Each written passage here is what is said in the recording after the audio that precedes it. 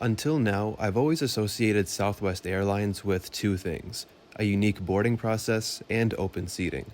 These were just some of the facets that made flying Southwest a unique experience. However, effective in January 2026, Southwest will officially implement a variety of policy and operational changes that it hopes will better address customer needs, financial considerations, and competitive pressures from other airlines.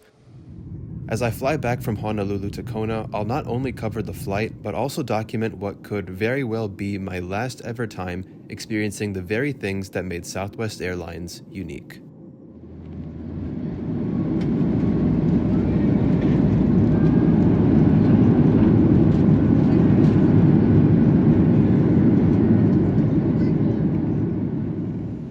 Aloha and good afternoon from Daniel K. Inouye International Airport. While I was only in Honolulu for about 6 hours, I was still really glad to have made this quick visit. I say this all the time, but this was my first ever home, so I'll always have a special connection to it. The entire landside experience was absolutely seamless, taking only 5 minutes from entering the terminal to clearing TSA. We still had around 2 hours until boarding, and while there are lots of things to keep you busy at Honolulu Airport, I spent most of my time around the open-air walkways. Hawaiian airports have so many things about them that really emphasize the tropical island feel, even little things like the retro flight information displays. The open walkways themselves are really something else, and one memory that I always seem to remember is from back in 2009, walking through these very same walkways at nighttime and looking at the Northwest Airlines aircraft before my 11 p.m. flight on a 757-300 to Los Angeles. Southwest operates from the Central Concourse in Honolulu's Terminal 2, also known as the E-Gates. And now's the perfect time to start discussing just what exactly Southwest is changing, and most importantly, why. Of course, the airline industry is ruthless, evident by the fact that most airlines operate on very thin profit margins. For example, 2023 was a big year for the airline industry. According to IATA, industry net profits reached as high as $23.3 billion.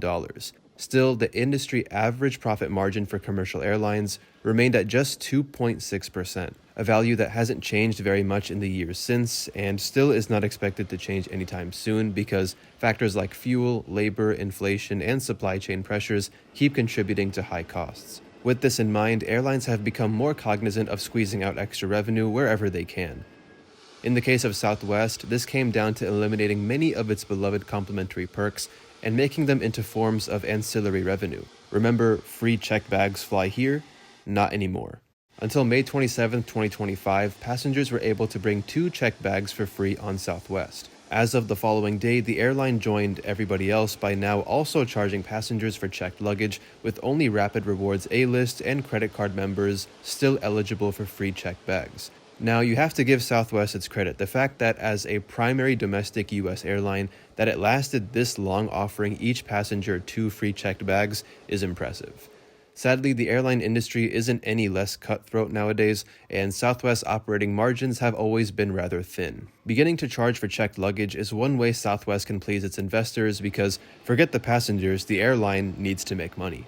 Another massive change coming to Southwest that really removes a key part of its former identity is the new boarding process. Beginning January 27th of 2026, Southwest will fully implement assigned seating, which I'll get more into momentarily. But as part of that shift, it's eliminating the Group A, B, and C boarding with individual positions.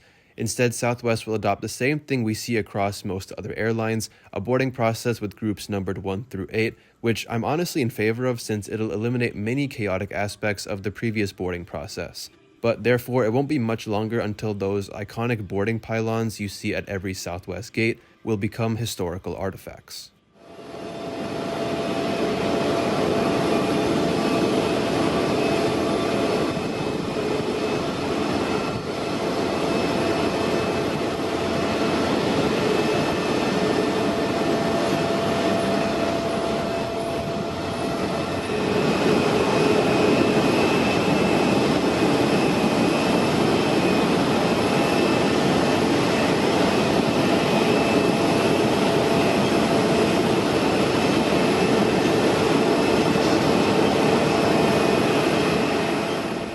Assuming I don't fly Southwest until 2026, this was likely my last ever time experiencing open seating, and I settled on 21A. Southwest's rationale for shifting to assigned seating stemmed from customer demand, as, according to the airline, most passengers prefer showing up to a flight knowing that their selected seat is confirmed.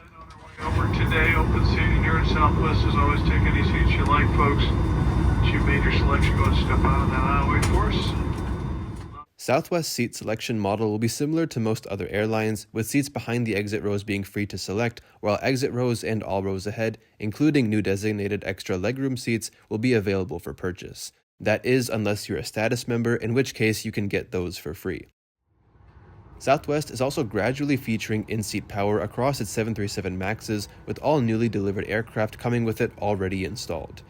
And as it stands right now, the legroom in these standard seats is really great, but it makes me wonder that if the airline is adding proper extra legroom seats in the future, while still maintaining 175 seats in the aircraft, could we see a slight decrease in legroom for all standard seats?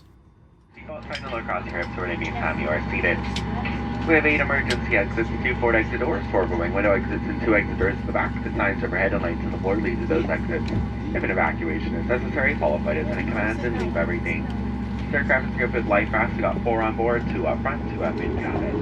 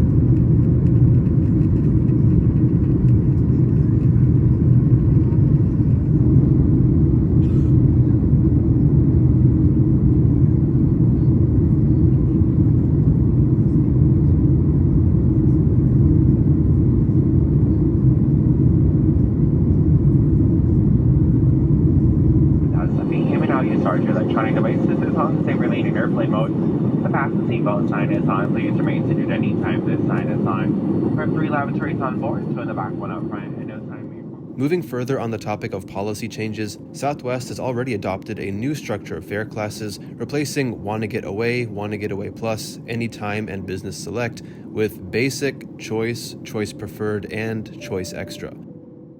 While the general idea of higher fare classes coming with more perks remains, there are a lot more restrictions with this new structure.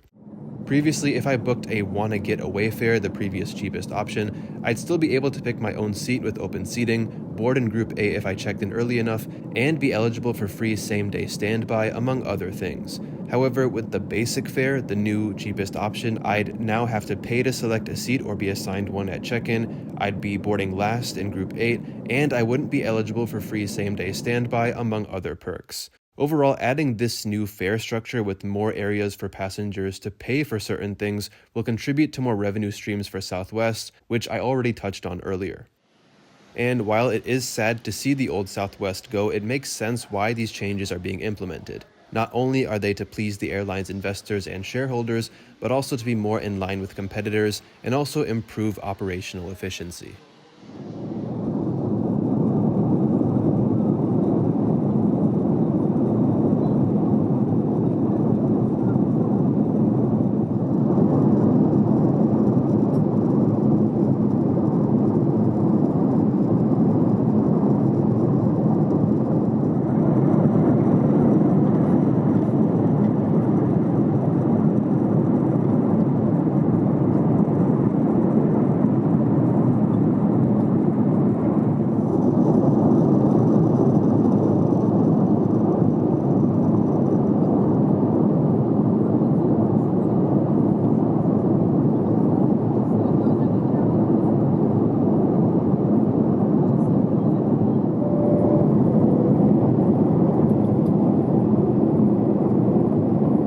Ladies and gentlemen, the captain just indicated our final descent into Kona at this time. Double check, ensure those seatbelts securely fastened. About you, please bring your seat backs and your tray tables to their upright end.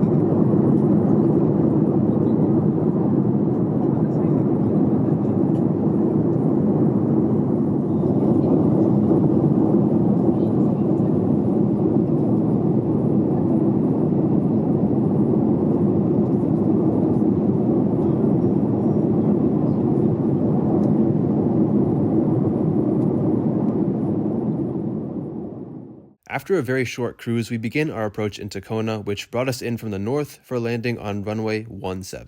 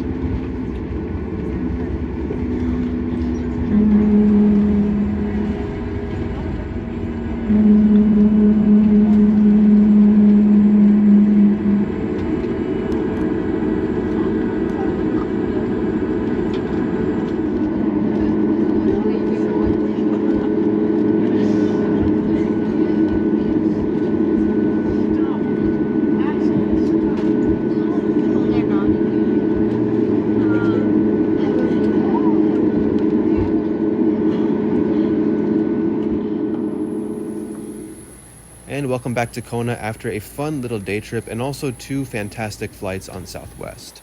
It is weird knowing that the next time I fly Southwest, things will be completely different, but let me know how you all feel about the changes affecting the airline.